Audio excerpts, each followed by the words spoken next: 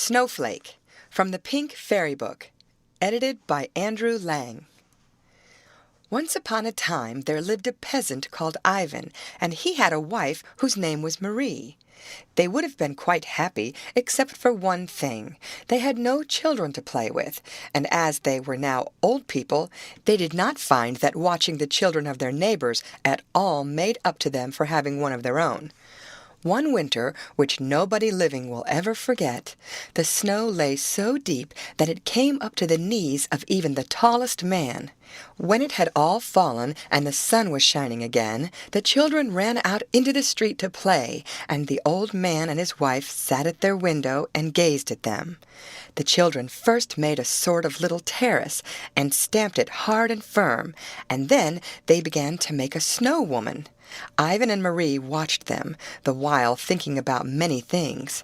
Suddenly Ivan's face brightened, and looking at his wife, he said, "Wife, why shouldn't we make a snow woman too?"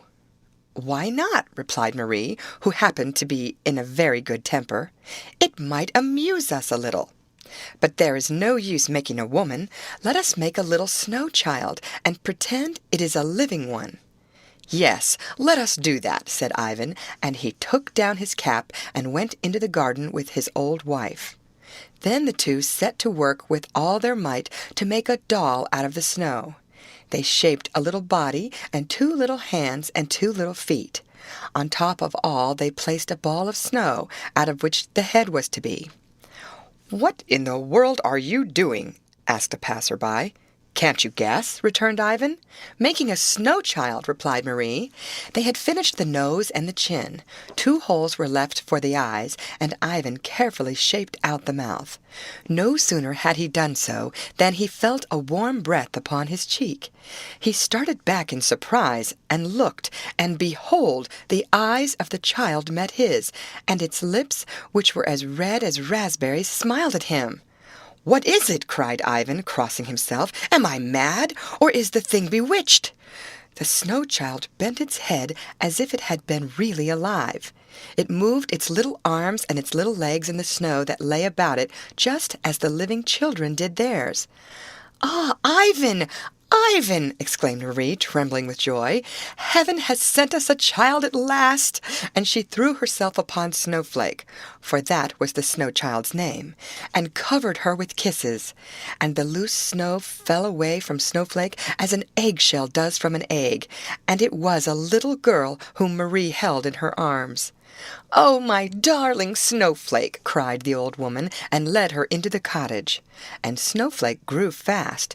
Each hour as well as each day made a difference, and every day she became more and more beautiful. The old couple hardly knew how to contain themselves for joy, and thought of nothing else. The cottage was always full of village children, for they amused Snowflake, and there was nothing in the world they would not have done to amuse her. She was their doll, and they were continually inventing new dresses for her, and teaching her songs or playing with her. Nobody knew how clever she was. She noticed everything, and could learn a lesson in a moment.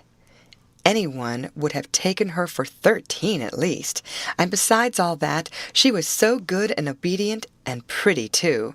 Her skin was as white as snow, her eyes as blue as forget-me-nots, and her hair was long and golden.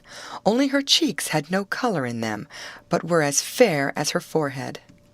So the winter went on, till at last the spring sun mounted higher in the heavens and began to warm the earth. The grass grew green in the fields, and high in the air the larks were heard singing. The village girls met and danced in a ring, singing, "Beautiful spring, how came you here? How came you here? Did you come on a plough, or was it a harrow?" Only Snowflake sat quite still by the window of the cottage. "What is the matter, dear child?" asked Marie. "Why are you so sad? Are you ill? Or have they treated you unkindly?" "No," replied Snowflake. "It is nothing, mother. No one has hurt me. I am well."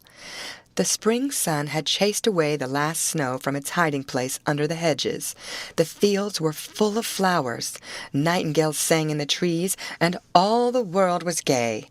But the gayer grew the birds and the flowers, the sadder became Snowflake. She hid herself from her playmates and curled herself up where the shadows were deepest, like a lily amongst its leaves.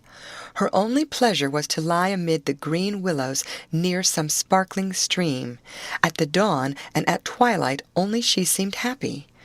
When a great storm broke and the earth was white with hail, she became bright and joyous as the snowflake of old.